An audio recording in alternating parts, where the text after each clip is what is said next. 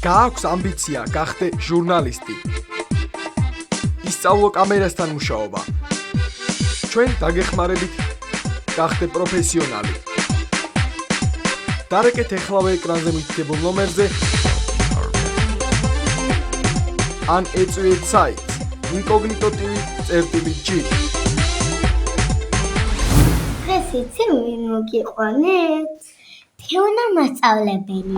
მოგესალმებით ბავშვებო, მივესალმებით თქვენს მაყურებელს.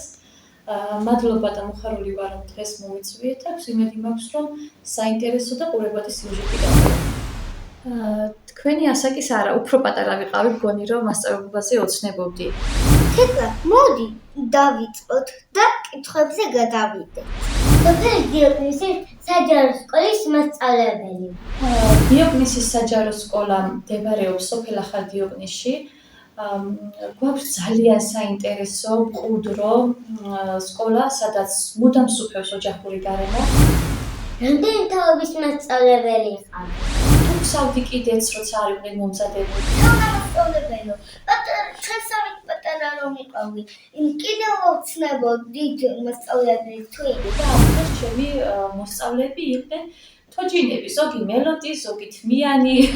ჩვენ გიებშუდობებით ეს საინტერესო გადაცემებით ისევ დაგიბრუნდებით.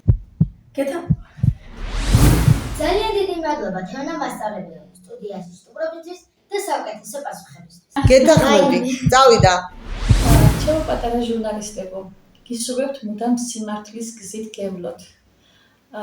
წარმატებებს გისურვებთ არა მხოლოდ თქვენ, არამედ ჩემს უფროს თაობასაც, ლიზისა და მარიამს, რომლებსაც წინ საკმაოდ დიდი საინტერესო და თავდაჯერებული გზა ერით.